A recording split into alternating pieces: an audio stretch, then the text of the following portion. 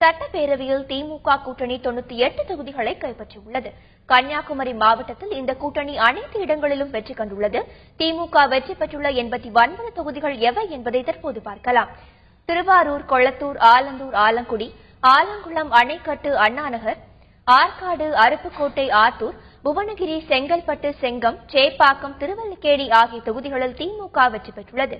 இதேபோல் செய்யூர், தருமபுரி, எழும்பூர், செஞ்சி, கூடலூர், துறைமுகம், காஞ்சிபுரம் தொகுதிகளையும், கன்னியாகுமரி, காட்பாடி, கீழ்பெண்ணாத்தூர், கீழ்வேளூர், கிருஷ்ணகிரி, குளித்தலை, கும்பகோணம் ஆகிய தொகுதிகளையும் திமுக கைப்பற்றியுள்ளது.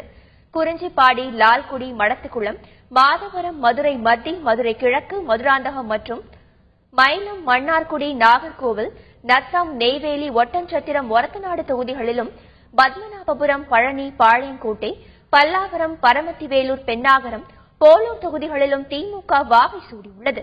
புதுக்கோட்டை, ராஜபாளையம், ராணிப்பேட்டை, ரிஷிவந்தியம், சைதாப்பேட்டை, சேலம் வடக்கு, சங்கராபுரம் ஆகிய தொகுதிகளிலும், சோழிங்கநல்லூர், சிங்காநல்லூர், தாம்பரம், தளி, திருவிக நகர், திருமயம், திருத்துறைப்பூண்டி தொகுதிகளிலும் திமுக வெற்றி பெற்றுள்ளது.